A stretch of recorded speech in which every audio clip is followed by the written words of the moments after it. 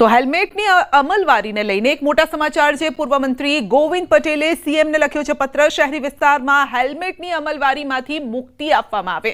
રાજ્યના મોટા શહેરોમાં 8 સપ્ટેમ્બરથી હેલ્મેટ ફરજિયાતની અમલવારી કરવામાં આવશે અને રાજ્ય સરકાર દ્વારા હેલ્મેટની અમલવારી કરવામાં આવે તે પૂર્વે જ પૂર્વ મંત્રી દ્વારા મુખ્યમંત્રીને પત્ર લખવામાં આવ્યો છે। તો પત્રમાં લખાયું છે કે બાંધછોડ કરવામાં આવે જે નિયમ છે તેમાં શહેરમાં હેલ્મેટ મુક્તિની માંગ કરાઈ છે। હેલ્મેટ મુક્તિની માંગ માટે ગોવિંદભાઈએ આપ્યું છે કારણ। તો ટ્રાફિકમાં 15 થી 20 કિલોમીટરની ઝડપે નથી ચલાવી શકાતું વાહન।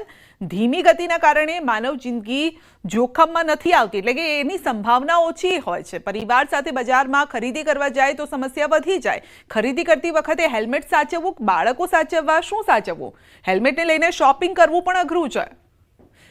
તો વધુ અપડેટ મેળવીશું સંવાદદાતા અંકિત પાસેથી। જી અંકિત, આ કયા પ્રકારના કારણ આપી રહ્યા છે સાહેબ? ચોક્કસ સંધ્યા, ખાસ કરીને વાત કરવામાં તો રાજકોટ સહિત રાજ્યના તમામ જે મેટ્રો શહેર છે તેમાં 8 સપ્ટેમ્બરથી હેલ્મેટ છે તે શહેરી વિસ્તારની અંદર પણ ફરજિયાત બનવાનું છે। ત્યારે રાજ્યના પૂર્વ મંત્રી અને રાજકોટના પૂર્વ ધારાસભ્ય ગોવિંદ પટેલ દ્વારા મુખ્યમંત્રીને પત્ર લખવામાં આવ્યો છે।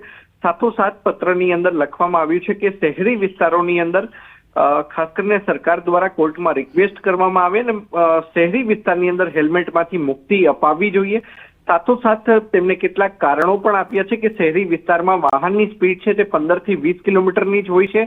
ટ્રાફિકના કારણે વાહનો છે તેમાં ગતિ વધુ નથી હોતી, તેના કારણે હેલ્મેટની અમલવારી ટાળી શકાય છે। સાથોસાથ માનવ જિંદગી જોખમાય તેવા અકસ્માતો સંભવ નથી તેવું પણ તેમને કારણ આપ્યું છે। સાથોસાથ હેલ્મેટ કઈ રીતે સાચવવું તે બાબતની પણ તેમણે પત્રની અંદર ઉલ્લેખ કર્યો છે। સાથોસાથ ટુ વ્હીલર પાર્ક કરીને 50 થી 300 મીટર બજારમાં ચાલીને જવું હોય, બાળકો સાચવવા હોય તે સહિતના કારણો છે તે ગોવિંદ પટેલ દ્વારા હાલ અત્યારે આપવામાં આવે છે। ગોવિંદભાઈને હેલ્મેટ સાચવવાની ચિંતા છે, ગોવિંદભાઈને એ ચિંતા નથી કે જીવ કેવી રીતે સાચવવો। જીવ સાચવવા માટે તો હેલ્મેટ રાખ્યું છે, નિયમ રાખ્યો છે। સંધ્યા, ક્યાંક ને ક્યાંક વાત એવી પણ આવી રહી છે કે જે પ્રમાણે 8મી સપ્ટેમ્બરથી રાજકોટ સહિત ગુજરાતના તમામ મેટ્રો શહેરની અંદર હેલ્મેટ ફરજિયાત અમલી બનાવવામાં આવે છે, ત્યારે ટૂંકા સમયગાળાની અંદર મહાનગરપાલિકાની એટલે કે સ્થાનિક સ્વરાજ્યની ચૂંટણી પણ આવી રહી છે। આ જ પ્રકારનો માહોલ છે તે અગાઉ પણ જોવા મળ્યો હતો ને ત્યારે કોંગ્રેસ દ્વારા વિરોધ પ્રદર્શન છે તે કરવામાં આવ્યું હતું। ત્યારે ક્યાંક ને ક્યાંક કોંગ્રેસને એક હાથો ન મળી જાય તેવી પણ હાલ અત્યારે ચર્ચા ચાલી રહી છે। કોંગ્રેસ છે તે હેલ્મેટના આ કાયદાને પોતાનું હથિયાર ન બનાવે અને લોકોની સહાનુભૂતિ ન મેળવે તે માટે પણ આ પ્રકારનો પત્ર લખવામાં આવ્યો હોવાની।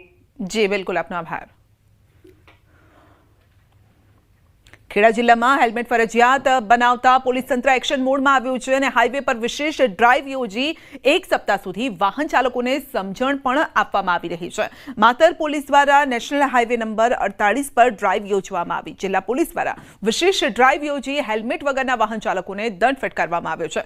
જિલ્લા પોલીસ દ્વારા ઓગસ્ટ મહિનાભર દ્વિચક્રી વાહન ચાલકોને હેલ્મેટ ફરજિયાત બાબતે જાગૃતિ કાર્યક્રમ યોજાયા છે અને નાગરિકોને સુરક્ષા માટે હેલ્મેટનો ઉપયોગ કરવા સમજાવવામાં આવ્યું છે। આ છતાં પણ અનેક વાહન ચાલકો નિયમોનું પાલન કરતા ન હોવાથી ખેડા જિલ્લામાં વિશાળ ચેકિંગ અભિયાન પણ હાથ ધરવામાં આવ્યું।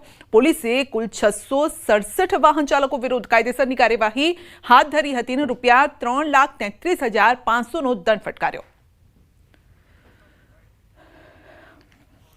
ખેડા જિલ્લા પોલીસ દ્વારા હેલ્મેટને લઈને વિશેષ ડ્રાઈવ કરવામાં આવી રહી છે। આ ડ્રાઈવની અંદર એક જ દિવસમાં 3 લાખથી વધુનો દંડ વસૂલવામાં આવે છે। રોડ પર જતા જે અકસ્માત થતા હોય છે, અકસ્માત લઈને ઘણી વખત કેટલાક લોકોનો જીવ જતો હોય છે, ત્યાં લઈને જિલ્લા પોલીસ વડા દ્વારા સમગ્ર જે હાઈવે રોડ છે ત્યાં આગળ ડ્રાઈવ કરવામાં આવી છે। મારી પાછળ તમે અત્યારે જે પ્રકારે જોઈ શકો છો, પોલીસ દ્વારા અહીં આગળ અત્યારે ડ્રાઈવ ચલાવવામાં આવી રહી છે। જે પ્રકારે આ જે વાહન ચાલકો છે તે પોતે હેલ્મેટ વગર આવતા હોય તેમને ઉભા રાખવામાં આવે છે, કારણ કે હાઈવે પર પૂર ઝડપે જતા વાહન ચાલકોને જ્યારે એક્સિડન્ટ થાય છે ત્યારે હેલ્મેટના કારણે જીવ ગુમાવવાનો વારો આવતો હોય છે। ત્યાં લઈને પોલીસ અત્યારે સતર્કતા રાખી વાહન ચાલકો રોકી તેમને દંડ વસૂલ તેમજ ફરીવાર હેલ્મેટ પહેરે તેના માટે તજવીજ અત્યારે હાથ ધરવામાં આવી છે। જે પ્રકારે તમે જોઈ શકો છો, અત્યારે પોલીસ દ્વારા અહીં આગળ કેટલાક વાહન ચાલકો હેલ્મેટ વગર હતા તેમને ઉભા રાખી અને તેમને દંડ વસૂલવાની જે કામગીરી છે તે હાથ ધરવામાં આવી રહી છે। જિલ્લા પોલીસ વડા દ્વારા આ સમગ્ર લઈને જે સૂચન કરાયું હતું તેને લઈને આ કામગીરી કરવામાં આવી રહી છે। અહીં આગળ જે હાજર જે પોલીસ અધિકારી છે તેમની સાથે વાત કરવાનો પ્રયત્ન કરીશું। સાહેબ, કેવા પ્રકારની કામગીરી શું કહેશો? સર, મહેરબાન શ્રી પોલીસ અધિક્ષક સાહેબ ખેડાણાઓની સૂચના આધારે હાઈવે ઉપર વધારે એક્સિડન્ટો અને જનતાનું અકાળે મૃત્યુ થતું હોય છે, જેના આગમચેતી રૂપે હાલમાં પોલીસ અધિક્ષક સાહેબના માર્ગદર્શન પોલીસ ઇન્સ્પેક્ટર માતરનાઓએ આપેલ સૂચના આધારે આમ હાઈવે ઉપર ફેટલના બનાવો વધારે પડતા બને અને કોઈને એકના એક દીકરાઓના મૃત્યુ થતા હોય છે, નાના બાળકોના, જેથી હેલ્મેટ ડ્રાઈવ અંગે વધુમાં વધુ કડક કાર્યવાહી કરી આ અકસ્માત નિવારવા માટે કોઈનો જીવ બચી શકે એના માટે અમે પ્રયત્નશીલ પોલીસ અધિક્ષક શ્રી વિજય પટેલ સાહેબના માર્ગદર્શન હેઠળ કામ કરી રહ્યા છીએ અને વધુમાં વધુ લોકોને જાગૃત કરી રહ્યા છીએ કે આપ હેલ્મેટ બચાવો, પહેરો અને આપની જિંદગી બચાવો, જે અમારું એક આ લોકોને સમજાવી અને પ્રેરણારૂપ સ્થળ ઉપર દંડ લઈ અને જાગૃત કરીએ છીએ. બિલકુલ ચોક્કસથી જે પ્રકારે કહી શકાય, તમે જોઈ શકો તે પ્રકારે કે હાઈવે પર વારંવાર જે ઘટનાઓ બનતી હોય છે, ઘટનાઓ લઈને અત્યારે પોલીસ દ્વારા આ કામગીરી કરવામાં આવી રહી છે અને જેથી લઈને વાહન ચાલકોમાં ક્યાંક ને ક્યાંક ફફડાટ છે, કારણ કે છેલ્લા કહી શકાય કે 24 જ કલાક જેટલા સમયની અંદર પોલીસ દ્વારા હાઈવે પર 3 લાખથી વધુ હેલ્મેટ વગરનાને દંડ કરવામાં આવે છે. મહત્વની વાત કરવામાં આવે તો પોલીસનું માત્ર એક જ કારણ કે જે હાઈવે પર જે અકસ્માત થતા હોય છે, જેથી હાઈવે પર જતા વાહન ચાલકો હેલ્મેટ પહેરે તો જે ફેટલ જે ઘટનાઓ થતી તે ઘટનાઓમાં ઘટાડો થાય. ઉમંગ પટેલ, ન્યૂઝ 18 ગુજરાતી, માતર ખેડા. સુરતમાં યુવકને બ્લેકમેલ કરી 1 લાખની ખંડણી માંગનાર ઝડપાયો છે. લસકાણા પોલીસે આમ આદમી પાર્ટીના દિનેશ ગોપાણી ઉર્ફે બાબુરાવ સિંઘમની ધરપકડ કરી છે. ફરિયાદીના પરિવાર વિશે સોશિયલ મીડિયામાં વિવાદિત લખાણ શરૂ કર્યું હતું અને સોશિયલ મીડિયામાં નહીં લખવા 1 લાખ રૂપિયાની માંગણી કરી હતી. તો આરોપીને પોલીસે ઝડપી પાડ્યો છે, બાદમાં જામીન મુક્ત કર્યો છે. તો યુવકને બ્લેકમેલ કરી 1 લાખ રૂપિયાની ખંડણી માંગી હતી અને અલગ ટ્રીક પણ અપનાવી હતી. પહેલા તો સોશિયલ મીડિયામાં તેઓએ લખાણ લખ્યું હતું જે તે વ્યક્તિ વિશે અને ત્યારબાદ એ લખાણ ન લખવા માટે ખંડણી માંગવામાં આવી હતી અને તે પણ 1 લાખ રૂપિયાની ખંડણી માંગી, જો કે પોલીસ સુધી મામલો પહોંચ્યો અને ત્યારબાદ તેમને ઝડપી લેવાયો, પરંતુ જામીન પર મુક્ત કરાયા છે.